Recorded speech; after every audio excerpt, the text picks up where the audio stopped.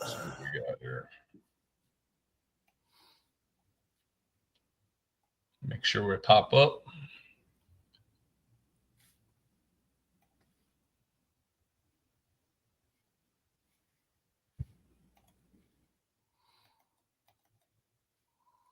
Look, Robert Kelly already in the chat there. Mr. Kelly. Check out the. I need to add you as an admin, by the way. Check out the. That way you can let people in and do all that kind of stuff. Anyway, what's up, Trey? We are live. Not much, man. Not much. Lots of stuff going on in the arm wrestling world, as always. Oh, yeah. As always. We were just talking about Ian and the young Ukrainian Canadian fella. Ukrainian Canadian. Yeah. So there was, obviously there was a bunch of super matches this last weekend.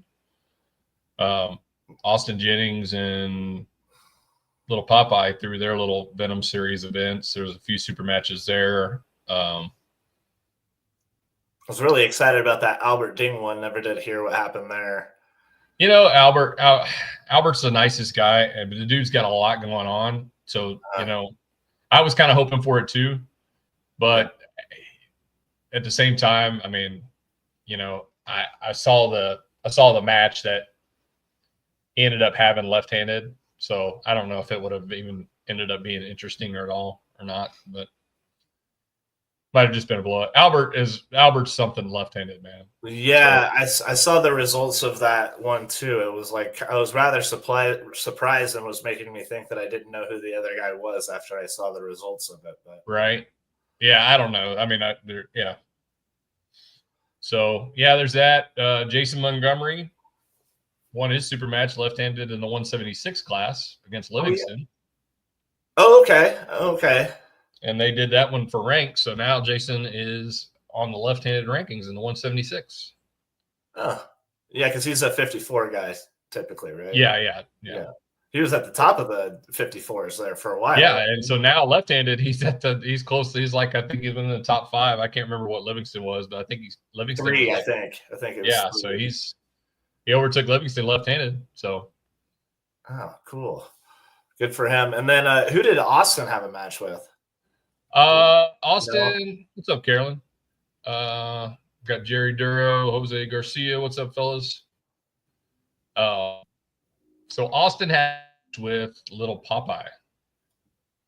I think it was right-handed. Big spread there. Who won that? Austin. Austin won that? Yeah. Yeah, he's left-hand dominant too, isn't he? Yeah, I don't know. He's been going kind of back and forth. He'll get an injury on one, and then he'll do good on the other hand, and it seems like he kind of bounces back and forth. But, yeah, one thing I got to hand to him, he's very he definitely likes to be active. That's for sure. Yeah. Went to Florida a couple of times last year, I think it was. Yeah. Yeah, I don't know. That was recent. That was the past couple months ago, or not even that. Maybe he went to Florida, had that match with that. Yeah, guy. I think he won both times, didn't he? I know he won that match for sure. Yeah, I think I'm not sure. I can't remember which other ones he had. I don't remember who they were, but I know the one. I think the one he went to before that, he also won. Yeah, and then a couple of the Alejandro's guys went to that one. Jacob Hernandez, I think he ended up losing 3-2, and then Brian Firmino, he went against Popeye. Oh, Austin pulled Mike Newman and Roberto. Yeah, in Florida. Yeah. Oh, okay. And then Firmino, I think, went against Popeye, and Firmino won that one. And that dude has got a hand. He does. But, I say that. It's kind of a weird thing, right? It is, because his arm's not completely attached to it yet. Like, it's really, because the hand, he's very strong with the hand, like, out here. Like, he holds on a lot, and, like, he'll get into that. So I don't know if I'd call that a strong hand. It's just like when you get up and like I would say his grip is really strong. Probably, like, yeah, because he's letting that go, right? That's gone. Yeah, and I think that's just a bad habit on his part. I think he's working through it. But I mean, for as long as he's been in the sport, I mean, he's really done a pretty damn good job. I gotta. Oh no, I mean it works. Yeah. It definitely works. I mean, he's won some matches like that, and he's got integrity in it between the arm and then the hand. So I mean, I think it works. I think it works for him. Yeah. But what else do we have? Jacob Hernandez pulled Tillman. Dufresne. Is that Tillman? I don't know much about him. Has he been in the sport for a while? Been in the game for a while? It hasn't been that long. I want to say probably maybe a year or so, maybe a little bit longer than that. He pulled the PAL Amateur Nationals last year. Okay. All right, and I think he took that one. I think him and Marcus kind of went back and forth in the super heavyweight category. Oh, okay. Yeah. So he's been pulling a little bit here and there. He seems quite a bit bigger than him. So yeah, he's a big guy, really big guy. So he's been pulling some tournaments and stuff like that. But I think, just unfortunately, he lives in an area where some of the super heavyweights are really, really good. Yeah. And he's kind of in this middle bubble, like we find so many other people where you're kind of you're too good for amateur.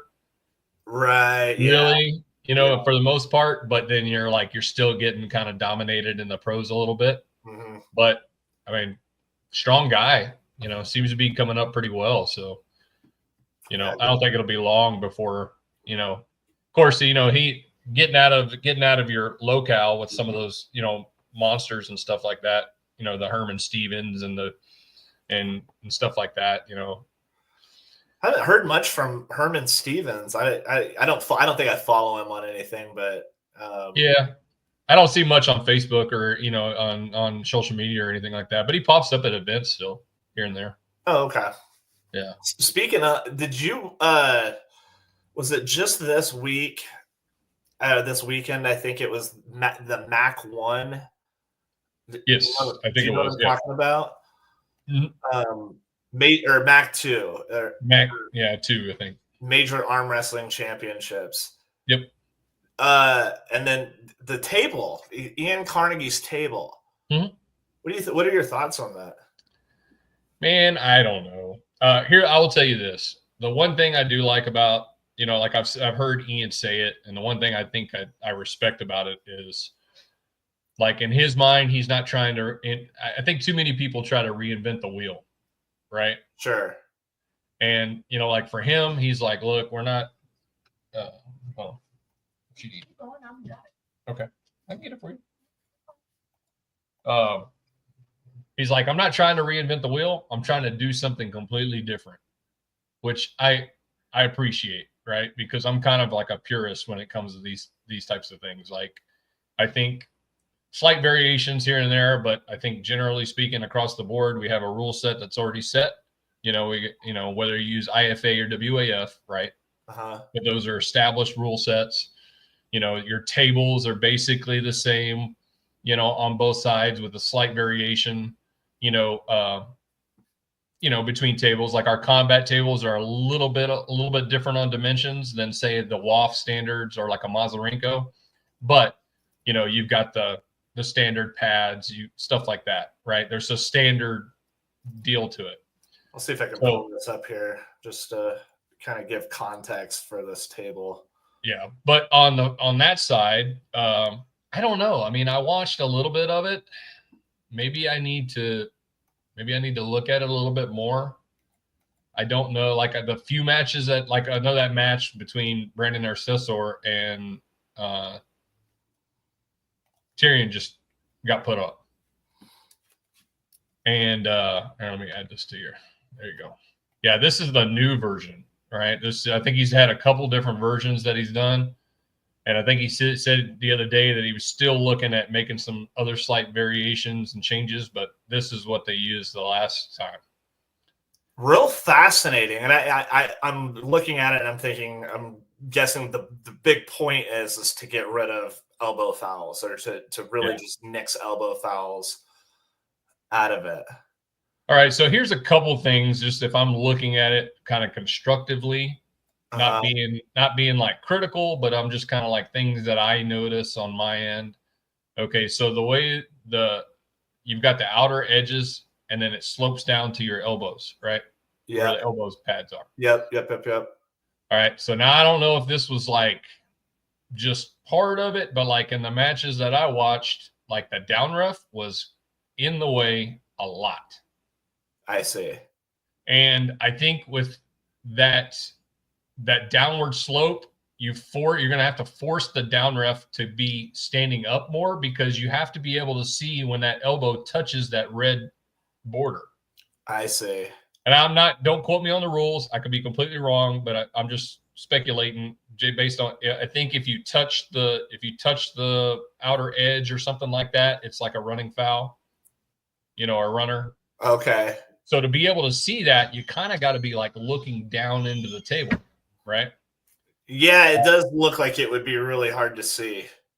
And that's the thing. It's not like huge, but at the same token, 6 inches could make a really big difference on whether or not, that down ref is standing up. The good thing about the traditional pads is, a down ref can literally put their eyes on table level and they're down low, the top sides to watch to see if it comes off or comes. Guys, let me see here. Let me to some of them. Let's larger pad, so pin pad mostly. I mean, and that's the idea, right? The movement without the constant fouls. But yeah, I don't know. I mean, so like that's the thing. The down ref in the way quite a bit. Now I know that they didn't have like a frontward facing camera. They had, I think, 2 run and gun cameras that were getting like different angles. So I don't know if that was, too big of a problem. But then again, if you had people in the front row in the audience that paid for, like, say, VIP seats or something like that, that's kind of the one of the things. And like, it still plagues us. I still have to come up to my down refs every now and then and go, hey, don't stand in front of the table like that, Well, they used it. Let's see here. Let me put this back up. I kind of wanted to watch this with you, so that, and this could be like that match with this one here, El Cesar and them. I felt that. So like, I know Ian said, hey, we ran all these matches, in this amount of time, right? You see how the down ref he has to stand up. He's right? Standing way up on it. Yeah. Yeah. So I don't like that fact that the down ref has to be up looking down so he can see the actual defining edge of those barriers, to be able to call a foul. It almost looks like they're really just you really just kind of have to, it's real high on that corner, but really, like they're both on the diagonal corner like they should be. But here's the thing too. So that's a huge area to be able. So if you kind of go back to that, you can kind of see where, where you were with El Cesar on the left-hand side. Okay. Yeah. So in the middle of the match, when he comes to the losing side and he gets his body way over here, watch when he brings his body back, right? There's so much of that like the ref is having to look around because you have so much more elbow room to move. You get that body into a place that you typically won't be able to do it on a 7x7. Yeah. So like that ref has to even stand up further, come around to the center of the table, to be able to watch that ring, Yeah, I can see how that would be an issue. Definitely. I mean, also too, I kind of felt that the reffing was a little bit rushed. I don't know if that was just like the head ref there, but it felt, so I don't know if that was kind of like the premise, because I know they were really big on time. Hey, we want to be able to run these matches in a faster pace and stuff like that, which is cool because everybody wants a shorter event. But at the same token, it can be too fast, right? You can rush things a little too much. Sure. So. God, I really like the idea of it. I mean, I like the idea. I definitely see what you're saying, though. Yeah, the down referee doesn't exist with that table for sure.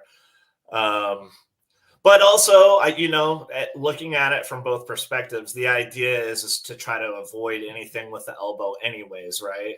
And yeah. So this is why I'm like, okay, you know what? It's different. But like I said, Ian's come out and said, look, we want to be different. Yeah. Right. We're not trying to say, hey, this needs to be the standard anymore. They're like, hey, we're trying to have really cool matches. We're trying to make it. These are the things we think that could possibly lean that way. So, I mean, cool. Yeah, I think it's great. I want to see it more for sure. I think that it looks good, all things considered. I think it's well put together and everything like that. But yeah, that down ref looks, and like you said, when El Cesar gets backed up and pushed this way, and he's got a big old shoulder. That's like I don't know what the dimension. Like I think it's 12 by 12. I mean, so that's an additional, like, if you think you put the standard 7x7 pad in there, that's a lot of room that you're able to manipulate and get further over with your body and further over with your elbow. And like he was pretty much covering that whole side of the table. Yeah. Like he could have moved his body to a point where he could have hid his elbow from the down ref completely. Sure. Like if he wasn't on the losing side and he was like, say, winning, and he could turn in, because that pad also goes all the way to, like, that dimension goes all the way to the back. Right. So he could, like, I don't know. So maybe that's some technical things that, I don't know if like maybe they're looking at or if they care or whatever, but some tables where it just has that the rope, that little thin line of rope. Yeah. It almost seems like if you just get rid of those pads right there, you would get at least have a better angle of viewing, for the down ref. Sure, like the pin lines. Yeah, it's got those raises on it there, those raised pads. I think inevitably, you're gonna the head referee has to be slightly higher. I mean, the down referee has to be slightly higher than they most typically would anyway, just because of the downward, being able to see down. There's no defined surface, right? There's no edge that you can come off or anything like that. Yeah. So, also too, the downward angle on having a look at those things from like elbow hops and stuff, but I don't know if they call it. I mean, they're calling runners, so a lot of stuff is kind of irrelevant, Yeah, I watched some of it. It looks like they made it work. Yeah, it does look very much like freedom arm wrestling, Yeah. In a way, I can see where with some boundaries, yeah. Yeah, with like meeting in the middle between them, what we're doing here and what have you. But I mean, cool. I mean, it's cool, Yeah, definitely, super cool. It's a clean look. It's wrapped real nice and looks, comfortable, stiff but comfortable for your elbow and everything like that. So yeah. What else do we have going on? Let's see, Monster Michael Todd's straight arm. All right. Okay. Well, are we going to talk about that King's move here? Well, it's like it's different, right? Like with what happened with Gennady, and then I don't know how long ago they made that rule change, but man, has it been a hot item. Look, give your the King's move, and then I'll. You're cutting out a little bit, Billy. There, I missed what you said. Do you want to give your opinion first on the King's move, and then I'll give sure. mine? I think that it's not my style. It's not. There he is. It's not my style. However, and not particularly what I want to be viewing as a fan of the sport. But if you watch the way that Monster Michael Todd trains, and you see the things that he puts out and the way that he trains, and he's doing Devin lift, but it's not Devin's lift. It's like Monster Michael Todd's lift in a Devin style. He is shaping his bones and body and wrist and hands to do precisely what he is doing on the table in competition. Sure. And I think if any Joe Blow could do that, they would, but you don't see people doing that because, the frame that it takes and I think that it takes a lot more than what it looks like. But it does look like he's kind of resting in a way, it does. And that was some of the guys on the team were talking about that, that it's, and it does look like it's like a resting position where he is in a bone lock.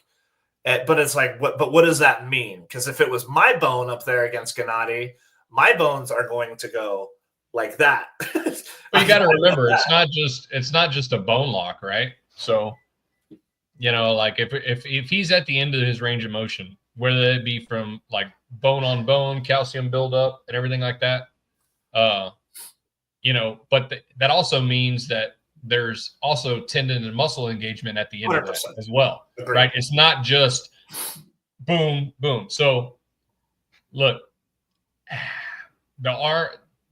King's move is an arm wrestling move. It's an arm wrestling move. Yep. All right. We have rules that we, have in place or whatever, humerus bone declining, everything like that. My thing is that there's a reason why people like Devin and Monster Michael Todd are doing it. Like, these are top elites, right? The problem that I have is that with all this conversation with justifying the King's move as a natural movement, it's a safe movement, is that all of a sudden all these new people coming up in the sport or everything like that are watching Devin, they're watching all this, and there are people out there actively training this open arm wrestling instead of learning fundamental arm wrestling, right? Learning how to stay tight initially. Like, it seems like all this stuff, you see so many young pullers now just drop into that. Like it's no big deal. And they're not doing the same move. Let's just clear this up. A lot of these people aren't doing the same move that Devin and I wouldn't even go as far to say that Michael Todd and Devin Laird are doing the same move, in my opinion. Sure. Yeah, no, there is some difference there. Yeah, I watch this. Like, I'm watching stuff like this. And but it's like there is nobody that can do this. Like, they're just the way that how open his arm is, like he's putting all of that weight. I mean that is just you don't just get to do that, you don't get to do that and be relaxing when you're, and like that's where he's holding that position. When he's throwing that weight, his arm is basically in a Monster Michael Todd open arm or extended arm position.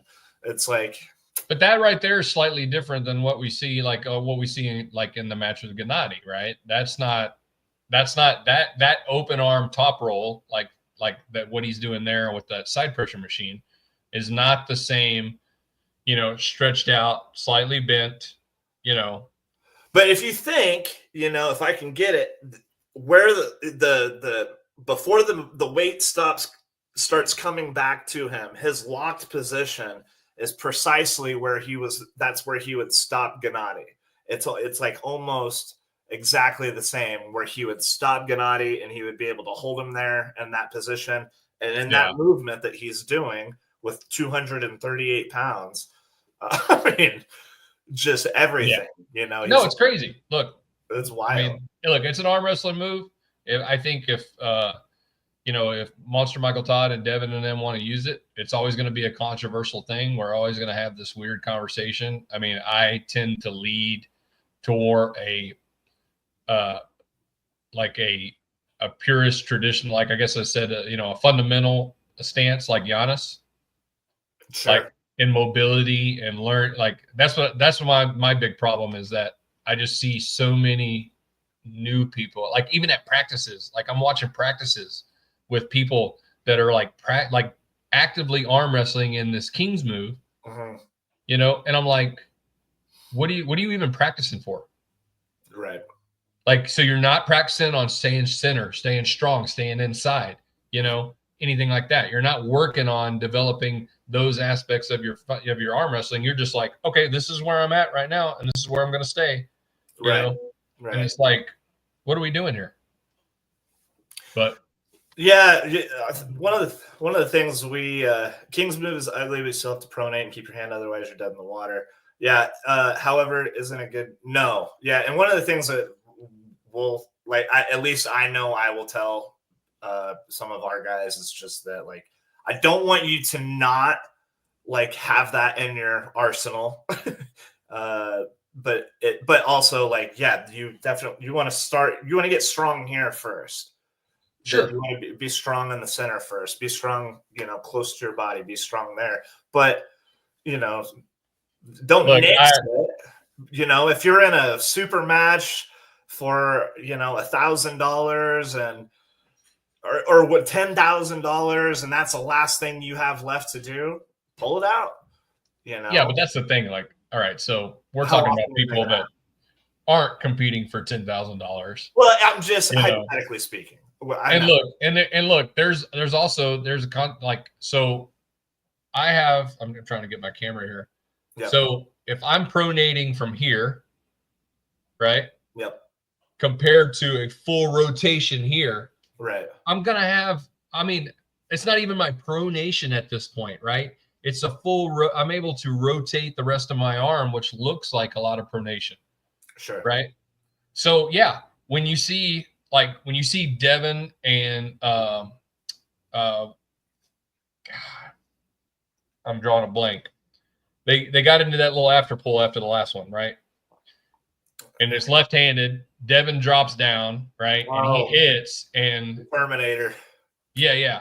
And his hand kind of buckles back. Well, I mean, being able to do that from here is much different than being able to do that from here. Sure. So it's like, I wouldn't look too much into that. I mean, in a sense, as far as like, if we're like, this is like, levels here. But I mean, I don't know. It's a controversial thing that I think is going to continue to. Well, that's why I bring it up, because I think that I bring it up because in my mind, I don't even think that it should be a controversial thing. Like you were saying earlier, it's a move in arm wrestling, and it's a move. So I think it's a difference in I think perspectives, right? So like for me, I'll lose the match. Sure. Yeah, most people will. Yeah. It's like a death before dishonor type thing, right? It's like, before I drop down, open my arm up completely straight just to save the match. I'm at I'm that guy. I'm like, look, you've lost everything. Regardless of whether or not your hand's still pronated or you've lost everything. That's the whole reason you're opened up. Mm-hmm. Right? You've lost all elbow, bicep, everything. You've lost it all. There's no containment. There's no nothing, right? So then again, it's like, so they had a comment earlier, like I think Marcus said something about he's not resting. I 100% not resting, in my opinion. I don't 100% agree with that. So, I mean, like, think about that. When you have somebody like Gennady and a flop rest putting his weight against your arm and something like that, you mean to tell me that you're bicep curling Gennady for 30, 40 seconds? Sure.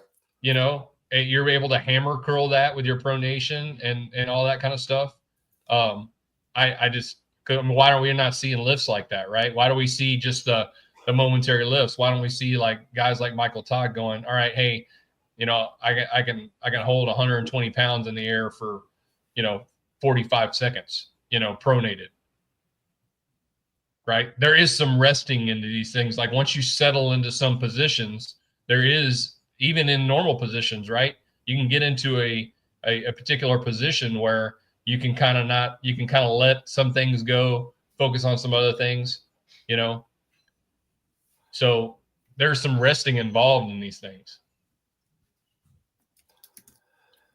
Yeah, and there's like I'm not there's saying a level I'm not saying the bicep isn't engaged, but I'm telling you right now, he's not bicep curling Gennady like that. He's not like holding him on his bicep like that. Like I don't know. Michael Todd's strong. I give him all the credit in the world. I just don't believe that he's doing that. I believe that there's some let off in there due to his flexibility. Yeah, it's really smart too because of the way that he moves. Because in order for it Sure. to not all be on his bicep, which it's not, it's most certainly on his bicep though. I'm not going to say, yeah. I'm not saying no. Yeah. But the way he moves almost the same way. I mean, he's got two ways that he goes. He goes, he goes out, he jumps out. Yep. And then, or he comes in real quick for that press when he tries to catch him off guard because he just had him in like a 3-minute fucking whatever, and he gets his body aligned in such a position that everything is engaged. Also, the bones are damn near locked out to, and so his structure, it's really smart. I mean, it's a really intelligent from Michael Todd, who's had his arm broken before. Yeah. The dude has been in the game forever. I mean, look, it's definitely not a one-trick pony thing for Michael Todd. No, that press is deadly. Yeah, absolutely. Marcus said so. Flop breast pressers are resting. I would say, depending upon their position, I think so. You can be resting in that. You can be resting against your body. If you're far enough in front of it and behind it, right? That there's a lot there that you can let up on. Right, because now you're being blocked by the movement, right? Everything's tight, right? Everything's here. I'm behind it, right? My arm only goes so far this way. It only goes so far that way. You know what I mean? Yeah. Before the, it's a sort of a lock. See, Marcus is going to argue with me about this, but. He's the best at it. I mean, I think he's just arguing to argue. He might be just asking. I'm not saying it's full resting. I said there, and I don't even know why I'm debating this because you know exactly what I'm talking about. But it's like you just want to argue with me. But it's not about just like be just sitting here and going, oh, okay, yeah, I'm just resting. Like there is engagement in muscles and tendons and all this other kind of stuff. But you can get into moves in which you can. Love you too, buddy. We're good. You can get into moves where you can let a little something go, right? You can get into a position that, like I do it all the time, even with my top roll, right? So if I'm able to get somebody's hand and stuff like that, there's a lot of times where I could just focus a lot on just the hand control, right? Right, especially and not so much on my inner elbow or my bicep, right? Not until I'm ready to go again. So I can get into these deals where I can kind of like focus. I can focus on my bicep, and then I don't have to like. So I'm putting a lot of back pressure and everything like that. That lets off in some other areas, So it's not about like resting completely. I'm not saying he's just resting on it, but there is a point where you're going to get to like say with Monster Michael Todd, is that once that level is hit where his arm doesn't bend anymore, right? Because we know his arm doesn't go straight. Yeah. We're not talking about hyperextension, right? We know that Michael's arm doesn't go straight. I want to know where that bicep attaches. I mean, he's shown it. So once it gets there, you still have tendon and bicep and all this stuff engaged. But it doesn't have to be the max. Like, so that's what I'm saying. I'm not going to sit here and say that Michael Todd's bicep is 100% maxed out because of all these other things that are going on, so I don't know. Yeah. Denis Saplinkov's another one where he'd like, it's not a king's move, per se. Some people would say that it is, but his bicep is like the tendon is attached to his wrist because like, yeah. You know what I mean? Like he just can't get his arm all the way stretched out. It's like, there's a lot of mutants out there. Well, but here's the thing too, like with that, right? So I think that's just a byproduct of what people do. So Devin's arms don't naturally just fall straight. Yeah, he's a T-Rex. Yeah, exactly. And I think that's just due to the constant movement. If you took Devin, let's say, and you took him out of arm wrestling and you put him in some kind of like massage therapy for a month, they could straighten those arms out probably. Might need a year, but I hear you. Well, that's an example, right? You know what I mean? Yeah. So obviously the more you're curled up like this, the more your body is going to want to stay like that. Right. Yeah. 100%. Which makes sense for arm wrestling. So I mean, it's not. It really does. Yeah. It's not a bad thing. It's 1,000%. just a byproduct of the sport. Yep. 1,000%. But it is. I mean, it's one thing to watch out for. So like on a pro level, it is what it is. East versus West makes their own. They have a modified rule set. So my thing is this: is like, why are we justifying it? Why are we trying to justify it so hard? Just say that whatever is happening is within the rules. Yeah. And then we're done with it. It's like, those are the rules. These guys can get into these positions. I worry about, like I said, flipping back to the younger generation, seeing those things. Now there's talk about, there's Devin in there talking about how this is just it's the best movement. It's really the safest movement ever and all this kind of stuff. And it's like, okay, so there are some people out there that take these types of things and they run with them. They don't have leadership or mentorship in their area. They want to start a little arm wrestling.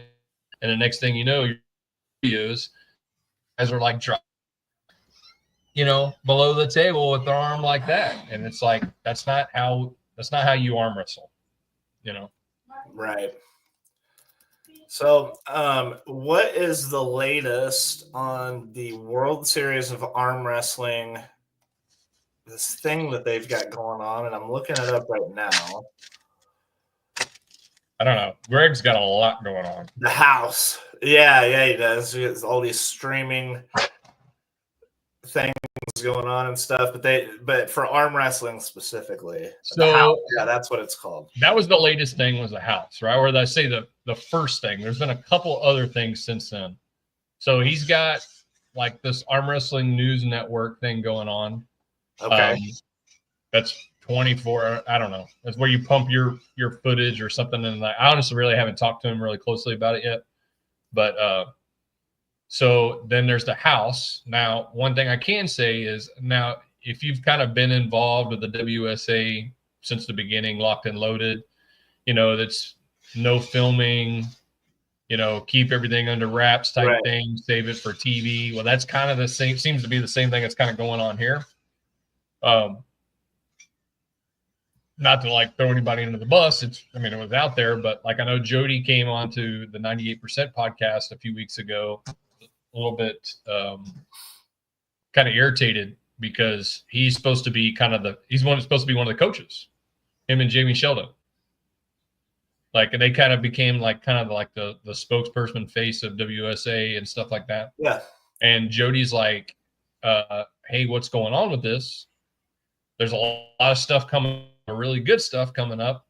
And I don't know if am I supposed to like not do these things and hold out for this, because like specifically for Jody, there's the Arnolds, right?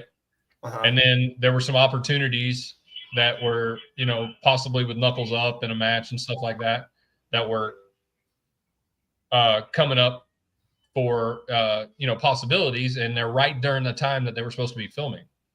So he's kind of going to Greg going like, what's going on, man? Like, I'm in, but if all of a sudden none of this stuff happens and we're like, we don't actually film, then I've lost out on like basically the first quarter of the year and like two big possible, opportunities, like he'll have to requalify again for the Arnolds for 2026, if he misses the Arnolds, And then, that's the thing when it comes to now. I mean, I don't know if Jody will have this problem, but like when promoters call and you pass up and stuff like that, sometimes who knows when you're going to get that opportunity again,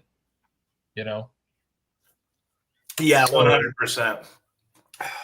Man, one thing I learned about Jody, just a little side note, is that man is awesome behind the mic when he is hosting tournaments. Holy smokes, he's good. But yeah, no, I hear you for sure. I was pretty excited to see what happened with that. So I guess we'll just have to play it by ear, see what happens. Turn it down a little bit, buddy. So right now I know they're supposed to, somewhere between March and April, they're supposed to start filming, but then none of that'll be out until the show gets done and all that. So, I mean, if we're going by kind of what we've seen, it might be another year or two before we see any kind of stuff come from that. That's fair. So March and April is kind of when they were looking at potentially doing filming and stuff like that for it. Okay. Yeah. So there's that. That's what you're saying, right? What's that? That March and April is when they were planning on doing the filming, and somewhere around there, yeah. Because like I said, it was going to interfere with Arnold's and all that kind of stuff. So got it. Super cool. I hope it works out for him. Yeah. Let's see what else we got. He's got. There's some kind of gambling thing that he got into where you can bet on, I don't know, tournaments or something like that. I'm not familiar with it. Like arm bet? Oh, bet on tournaments. Yeah, it was something like that. I don't know if it's like horse racing or what. It's like two guys come up to the table and you've got I don't have a clue. So, but it was some kind of wager thing where you can wager on different matches or tournaments or whatever. I'm kind of interested to see. I don't know if I'm interested in it, but I'm interested to see how that's going to work out because I don't really know exactly how that works. But if the idea in my head is somewhat similar, then it's going to be interesting to see how that translates to events. Yeah, I'm trying to play it out in my head and I can't. Because I don't know if you say if it's like horse racing, right? You know what horses are coming up ahead of time, right? So you could, all right, so the next race is blah, blah, blah. You got X amount of time before you can start, you can bet on them and stuff like that. I don't even know that's like that, but hypothetically, let's say that it is, then what on a tournament side, what is the tournament going to have to do to allow these windows of betting and wagers and all that kind of stuff? That's going to kind of, you'd have to see the brackets pretty up front. Yeah, but then they change, right? So there's no way, like a lot of this stuff would be like you see the first matches and then maybe the second matches, but like at a certain point. Yeah, like you would have to be on the money. Yeah. And yeah. Like I said, it seems could be fun. Completely wrong about all that, but I don't know. So yeah, seems fun. Yeah. I know that AWE, I think AWE just signed for I guess the arm wrestling content, the news thing, where they're going to filter their content into Greg's platform, or something like that. So I guess we'll wait and see what that kind of looks like. Interesting. Yeah. Would be kind of interesting to have a centralized location is what it kind of seems like, just to see how that pans out. Yeah. Yeah. It's going to be interesting, but we do have, natural, as usual, we have WSA in Dallas in what is that? July. Yes. Yeah, that sounds right. July 12th, I believe. I think that is. Yeah, I think that's right. July 12th. Yep. So, we'll be back around for that. I don't know if it's going to be at the same spot. It might be at the same spot we had it this year. So. Yeah, it was it's a famous country singer. Co Wetzel. Yeah, Co Wetzel. Co Wetzel's Riot Room. Riot Room, yeah. So I don't know. I haven't seen any details about that yet. So well, They sure, from the sounds of it, had a really good turnout for the finals. Or it was a real fun time for the finals this last year. So Yeah, it did seem like it was an uptick. So yes, that's a good thing, you know. yeah, July 12th, Fort Worth. Doesn't say a venue yet. Yeah. Warden prize money for season 4 will be over 100,000. I think they did 80,000 for season 3. Yeah, I think a lot. It's like there's a lot of combination, right? So they did like the watches and stuff like that. So I don't know if they're adding like a full I don't know. So yeah. So in other words, God, what's his name? Big fella. I had to arm wrestle him and at Corey West. So in other words, Corey West will be getting paid for the entirety of the year until we do payouts for individual classes. Yeah, I mean, so that's the thing. It's like, so Robbie Burnett actually went to the finals this year, ended up getting hurt, but was doing really well through the bracket until that happened. So I don't know if he'd. I mean, I don't know if he. I don't know if he was doing well enough to take first, but it was definitely going to be him and Corey in the finals for sure. Yeah. You know. So, let's see what else we got going on. Southern. Yeah. What? Yeah, still clicking along to our February event, first one. You know, Central. Yeah, you ready? Are you ready to rock and roll? Ready to get this? I'm just calling it a season. I'm saying January is the off season, and then back in the season for the rest of the other 11 months. Yeah, it's busy. It's busy this year, you know, and things are constantly happening, you know. So it can be stressful. It can be quite stressful from time to time because it just seems like the moment I get a breather, I'm like, okay, here comes something else. Yeah. You know, but yeah, February 15th, Dallas. We'll be doing bombshells again, and got a few super matches. Got 2 ladies matches. We got 2 rankings matches to kind of put in between those for a little bit of breather, and then we'll kick off with the tournament as usual. Should be pretty big. Our central region typically is. So one of our biggest, you know, next to state. See, then we'll see February, March. In March, we were going to have the Northern, but Cat's already out of the bag. That was kind of like, you know, was commented on in the last live feed we did, where either EVW or KOTT is going to be in the Arlington area, looking like the end of March right now. So for the Northern. Well, we had to move the Northern. So we're gonna end up probably bumping the Northern back to the last week of April, the weekend after Easter. So that'll probably be. I'm just waiting on some hardcore confirmation on this other event before I make an official announcement on our end. But it's pretty much that's what it's leading to. Cool. Yeah, I mean, it kind of sucks. I mean, I know last podcast I was called selfish, but at the same token, I was like, man, if you knew how hard we work to kind of iron things out, everybody's wanting an event, you know, in Texas, everybody wants their own event. We got backyard events, we got new events popping up. Like, we cannot be any more saturated in this state than we are now. Yeah. Like, it's crazy. And it affects everything, right? There's a balance to this, and right now it's like on the edge of overflowing.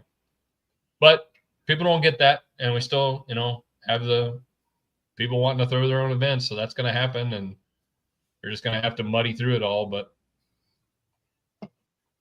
when you understand, once we get a schedule set and the relief that comes with that, and then all of a sudden, you know, you have something that comes in that you really don't want to compete with, you know, because you know so many people are going to want to go to that, right? Just because of what it is, you know, so you don't want to conflict with that.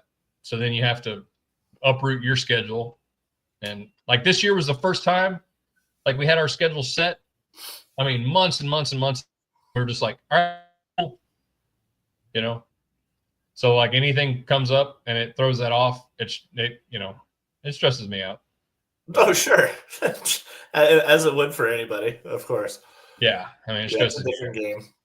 but it is what it is. So yeah, there's that. Of course, then we're coming back around 176ers. Super 64. What's our do we have a counter on the entries for that?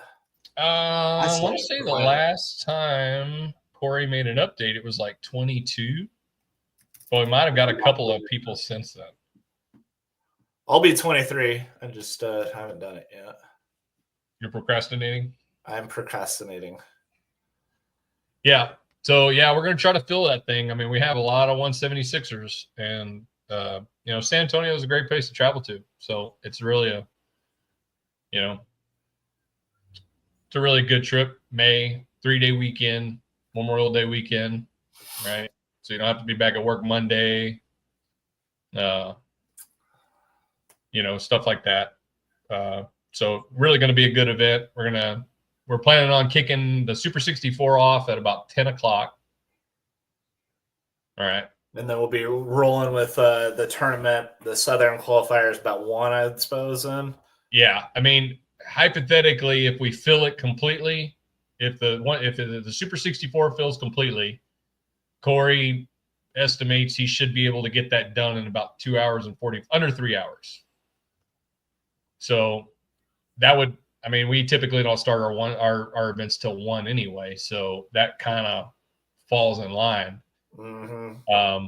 There'll be probably a little bit of delay there because we want to give anybody that entered the Super 64 the opportunity to decide whether or not they want to come into the event or not. Get a couple beers and some food. Yeah, I mean, so if they went far in the event, maybe they're undecided or whatever like that, or hadn't thought about it. So once that Super 64 ends, registration will stay open a little bit for anybody that wants to jump in, and then we'll just kind of roll from there. Same timeline. Amateurs start at 1. We'll be looking at starting the pros right after that, but no earlier than 3. So the pros can still show up at, if they don't want to watch the AMs or whatever like that, then they can, show up at 3 o'clock, be good to go. Yeah. That's in May. Filming that? Is that Super 64? Is that going to be filmed? Yeah, that'll be on the Airs. Okay. Airs, Facebook, I'm sure, and YouTube or whatever. Okay. And then we'll kick over. Of course, naturally, we'll have Robert there doing live stream for the TAL. Yeah, that's right, for sure. Okay. Yeah. So we have him locked in for this year again. So yeah. And then so May, knock that out. June, we got the PAL Amateur Nationals again. That's another one. I mean, I don't know. I help with the event and everything like that, but I don't know if I will take the with us and No, you have to, Robert. Okay, yeah, I'll take you with me. Yeah. Lucian's like, I'm going. Yeah, but I don't know. Like they set it at 1570, the air score. For the max, for the cap? Yeah. So I'm kind of like the low end? There isn't a low end. Just kind of get in where you fit in type of deal, or? Well, no, it's for the so like if you have a score, you have an airs rating over 1570, then you're not supposed to be eligible for the PAL Nationals. But 1570 is like, I'm only like. Oh, I see. For the PAL, okay. Yeah, for the PAL Nationals. So like my left arm in the super heavyweight is only like 3 points above 15. It's like not very far above.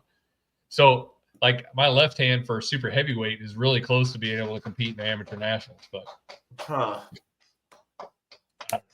well, is this the first year that they're doing the air score like that? No, he did it last year. That's one thing is they'll look at individuals. A lot of people call, say, hey, do I qualify? Everything like that. So Sean will look it up and kind of look at it and let you know if you're in there. But I think 1570 might be a little higher than it was last year. So I don't know if that's just to increase entries and the competition and all that kind of stuff, but we'll see how it works out. So, yeah, June, TAL Amateur Nationals, July, WSA, Fort Worth. August, we'll roll back around to the Eastern, have our Eastern Regional.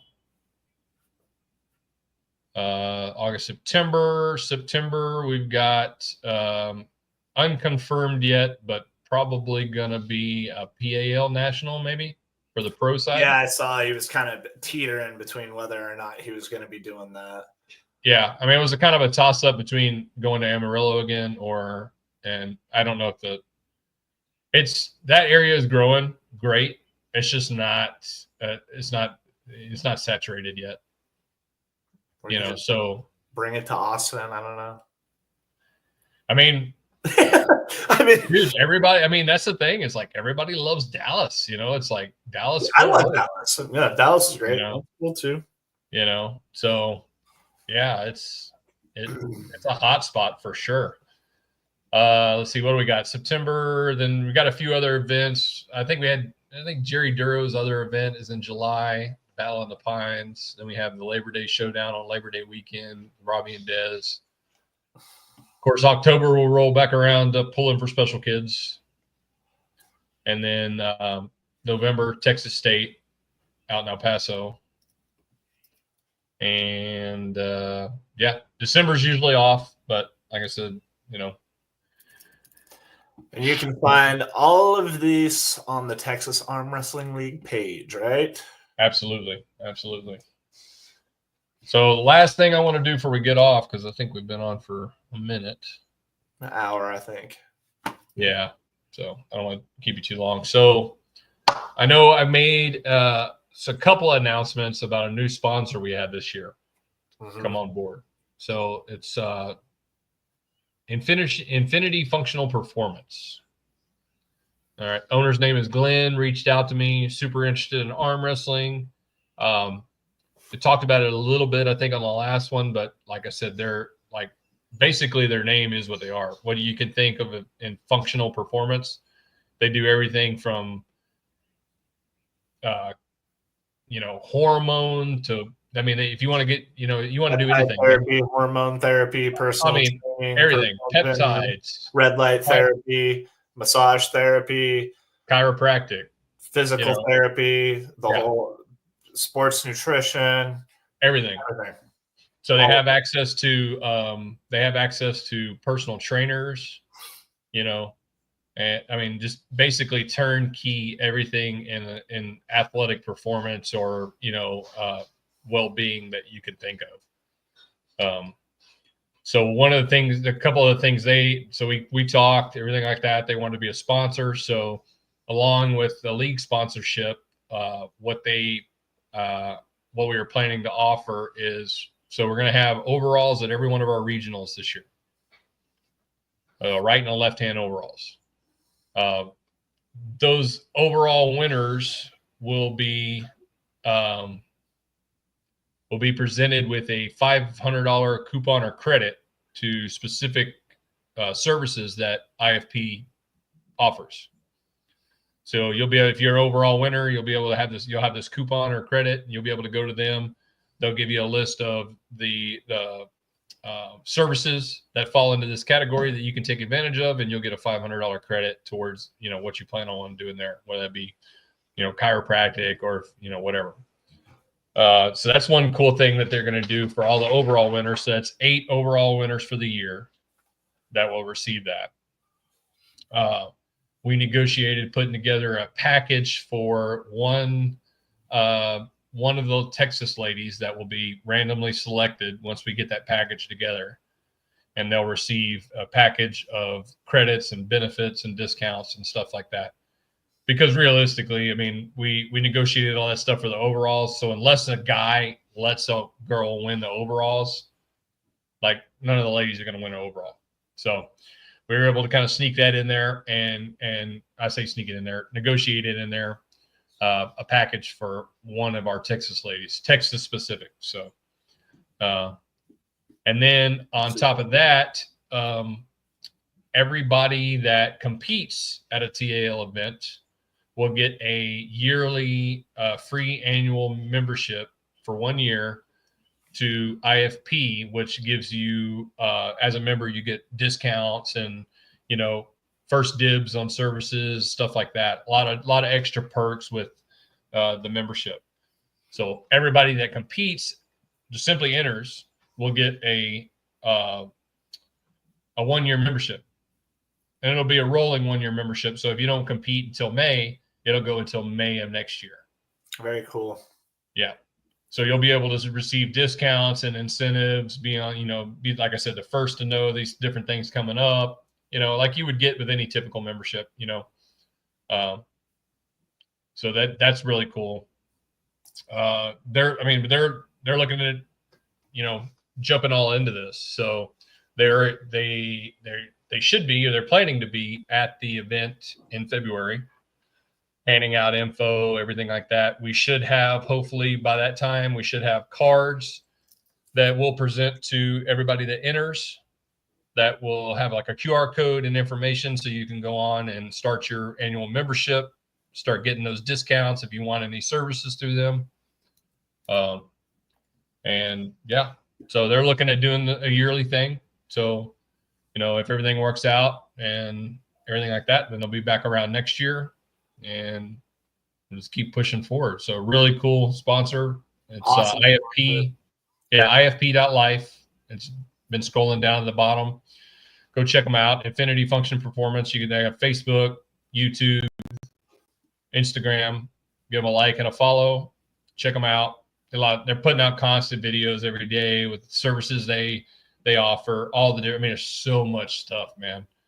You can get, like I said, you can get anything. You can get IV drips. You can get injections. You can get, if you have an injury, you need peptides. They have a plethora of FDA approved peptides that they've gone through the process and gotten, and hormone replacement, depending upon what you are. Like I was looking at their website. If you're a bodybuilder, like you can have turnkey services as a bodybuilder. They'll do blood work. They'll check your levels. Like they'll put you on a program, and they'll provide all these services, for these particular stacks and everything like that. So a lot to offer there. Yeah, it'll really hit home too once we get a couple of athletes that win the overalls and get to go try them out it'll be really cool to have them on site too. Get to talk to some of them and see what they have to offer and that sort of thing. But huge sponsor, super. Oh yeah, big. I'm always interested in trying to get these sponsors that come on year after year, right? It's great to have the local sponsor, the random sponsor here and there. We appreciate it just as much, obviously, but it's really good to be able to build like a relationship with a sponsor where you're coming to them every year. They're getting what they want off of you, whether it be through advertisement or eyes, and stuff like that. The perfect sport for them to be involved with. Well, yeah, like I don't know, like did you see that post I made the other day? I did, yeah. I was looking at it just now. I had like Cody Haga and Ryan Carter over there, and it's you make that? That's a neat post. Yeah, it's like, okay, yeah, all the different things that we have as arm wrestlers, right? Your wrists, your forearms, your pronator, your elbow flexors, maybe your shoulder, your bicep, your tricep, all of these things, whatever you have going on, they have a service that will help you with it, whether that be through massage therapy, chiropractic. Maybe you need to do injections. Maybe you want to try peptides to see if you can heal that area that's been lingering for a while. They got it all. Yeah, it's super awesome. Yeah. Super cool, man. Really, really cool. But yeah, we've been last thing too.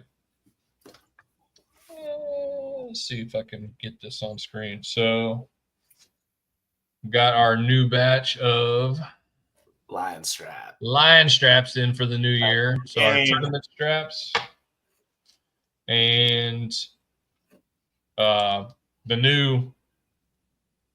the thicker ones, right? And they have, I know it's a little bright, but they've started doing like the silver inlay. Now, is this made of the same material? The tubular webbing? Yeah. Yes. The thick ones are. Yeah. It's the same material. It is. Okay. Yeah. It's just that instead of, I think it used to be like a gold inlay, right? Uh-huh. They do a silver now. So this and they've dropped the patch down a little bit on the strap. So looks really nice. I mean, it looks really nice. We use these as practice, these sticker ones now, but we stick to pretty much the tournament straps now for all the events. They're the thinner, faster straps. Man, I tell you, I think almost everybody at practice, like if and we're always practicing a strap where everybody's looking for the line strap. If you're going to spend a lot of time in the strap, the tubular webbing. That's the move. I mean, it's a little bit different, and I think you have to be cautious of kind of maybe some purchase and stuff that you get in this thicker strap. Okay. Than like say the other straps, but I mean, as far as like comfort, if you're going to spend a lot of time in the strap, you can't go wrong with that tubular webbing. Yeah, no, they really are the best. I think, in my opinion, they really are. So yeah, cool. So there's a TAL code, right, for that? So if you go to order, no, not for the line straps. No, not for the line straps. They're just an official sponsor strap. Yeah, they're an official sponsor.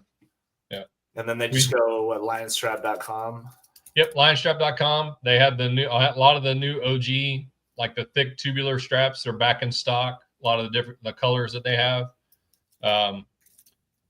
Right now, I think when I put an order in, they only had the black tournament strap. The gray was out of stock, which is cool. I like the variation though. Cool. Yeah, but we still have discount codes through Primo Chalk. You can still use Primo Chalk code. Which is TXAL15 at checkout.